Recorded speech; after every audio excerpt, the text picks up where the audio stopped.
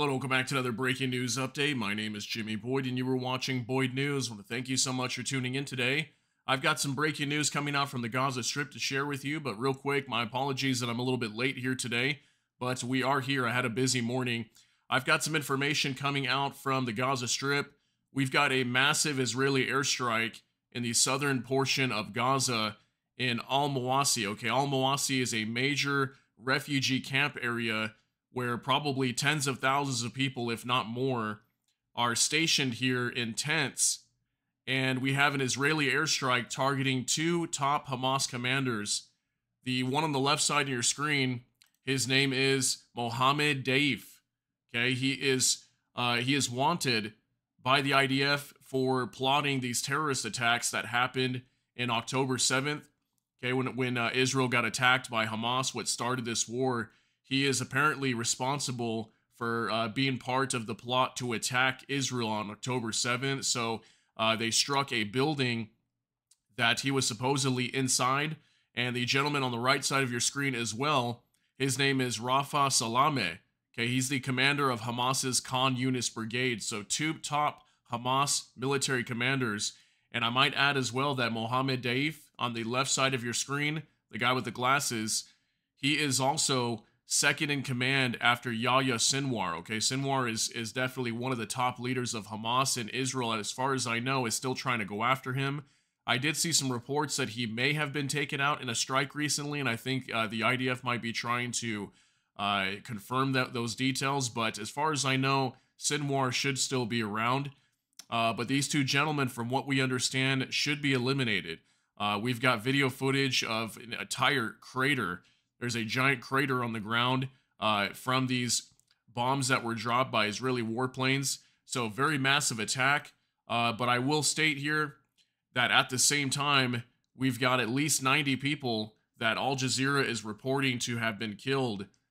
These are innocent Palestinians. So once again, another massive attack here in Gaza, killing a bunch of innocent people. I think the most major attack that we saw recently was probably in Gaza City, which I heard the Israelis are pulling out of Gaza City right now. That's on the northern side of the strip.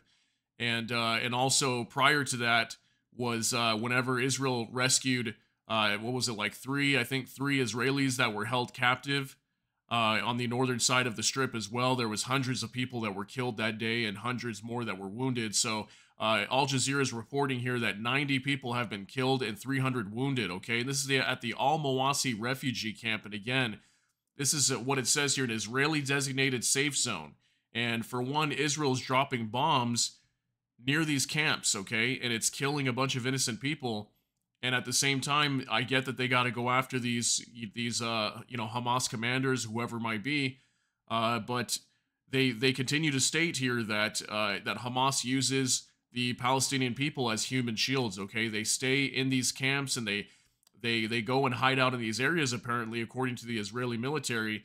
They use these camps and highly dense populated areas to protect themselves, so that way they cannot, be attacked in a way. But Israel doesn't really care. They just go ahead and bomb these sites anyway, even though there's, tens of thousands, hundreds of people, it doesn't matter, innocent people around, including women and children.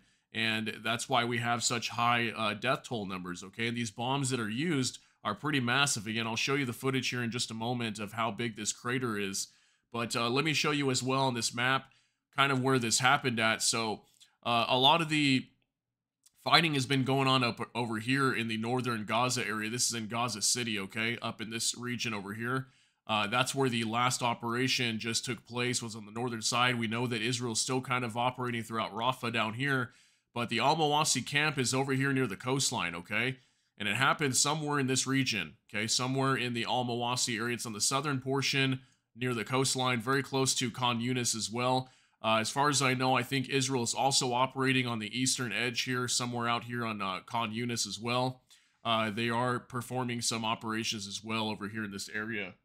So, yeah, lots of big news coming out right now. So I'm going to start showing you some other stuff here in just a moment. But first, I want to show you an article here. So I've got this pulled up for you. This is on Fox News. Okay, and it says, Israel confirms strike on compound in civilian area of Gaza targeting October 7th mastermind. The IDF is investigating the scene of a strike, and has yet to confirm the death of key targets. Okay, this came out today, and it says the Israeli Defense Force has confirmed that a strike was launched in Gaza targeting 2 high-ranking Hamas leaders, one with direct role in plotting the October 7th attacks. Israeli authorities announced early Saturday morning that the strike hit a Hamas compound in Al-Mawasi in southern Gaza. Mohammed Daif, the top military commander of Hamas, was the target of an Israeli strike today in Al-Mawasi. 2 Israel sources told Fox News Digital. Currently, a battle damage assessment is taking place to determine if he was killed. Daif is one of the masterminds behind the October 7th massacre. So that's one of the big reasons why they're going after him. He was part of the plot to attack Israel on October 7th. Here's a picture actually right now as well. The location of the strike. And it shows here, okay, it was probably this compound right here. Or it could have been multiple buildings they targeted. But as you can see, there's all kinds of trees here and brush. And then right here, this is where the bombs got dropped. Okay, the crater was, I think, right here. And I'm going to show you guys the video footage of how big this crater is. Absolutely insane.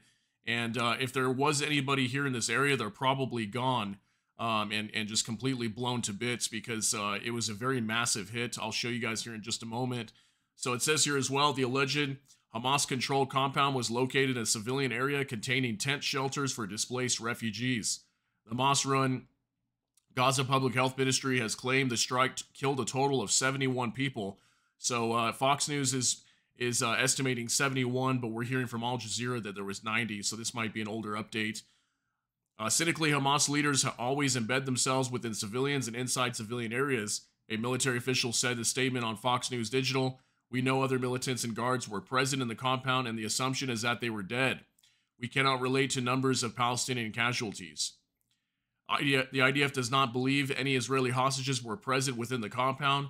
Daif has been the commander of the, I don't know if I'm going to say this right, Izzeddin al-Qassam brigades since Marwan Abdel Karim Ali Isa was killed in an airstrike conducted on Nusrat in March. The Hamas commander was also identified as a key architect of the October 7th attacks, terrorist attacks that killed over 1,100 Israelis and launched the ongoing conflict. Rafa Salama, Hamas's commander of the Khan Yunis Brigade, was also a target in the attack and believed to have been inside the compound. In a joint IDF and ISA activity, based on precise intelligence, the IDF Southern Command and the IAF carried out a strike in an area where 2 senior Hamas terrorists and additional terrorists had hid among civilians. Israeli authorities announced in a separate statement Saturday. The location of the strike was an open area surrounded by trees, several buildings, and sheds. Saudi news outlet Al-Hadath is reporting that Salam was killed in the strike, but that information has not been verified by Israeli or U.S. officials. So the U.S. And also Israel is still investigating this to find out whether these 2 were actually eliminated. We don't have that confirmation as of yet at the time that I record this video, but they are trying to obtain that information right now. Here's some other information coming out as well regarding the IDF, and it says IDF raises terror attack alert level following strike in Khan Yunis. They're expecting to be attacked at some point. Most likely, Hezbollah is going to launch a bunch of rockets again. That'll probably happen in retaliation for this. Or Hamas may launch some sort of attack as well on Israel. We've had some reports recently that the tunnels that Hamas currently uses are still operational, and some of them could be used to reach southern Israel still at this time. So Israel could come under attack again. So the IDF is preparing for that. Some sort of retaliation event.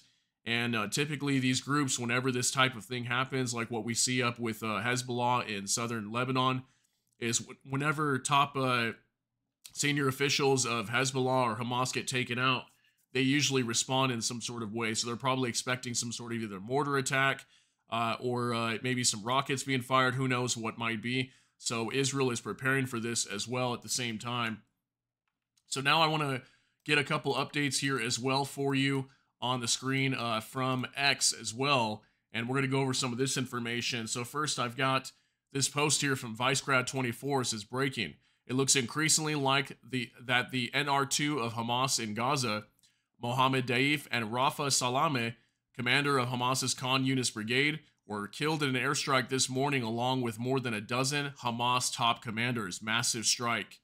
Okay, so he's also reporting here that there could have been more than a dozen other Hamas top commanders that were hiding out in this camp area as well. So take a look at this video footage. It's a minute long, and then we'll talk about it after.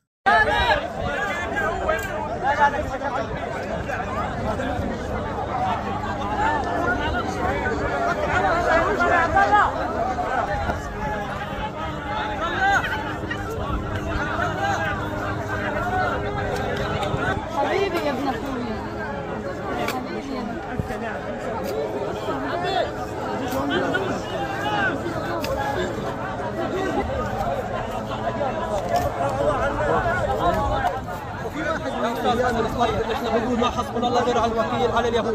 غزه كلها مطلوبه، الناس بتتحاسب على المقاومه، حسبنا الله ونعم الوكيل على كل ما تحاسب على المقاومه وبس.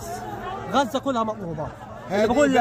اللي بقول لك انه هذا مطلوب كاذب. غزه كلها مطلوبه، غزه صارت في اليد اليهود. ايش اللي صار هنا فجاه؟ ايش اللي صار هنا فجاه؟ احنا كنا قاعدين نازحين في خيامنا، ما شفنا الا غير فجاه حزام ناري بدون سابق انذار بصواريخ ال 16 على خيام للنازحين.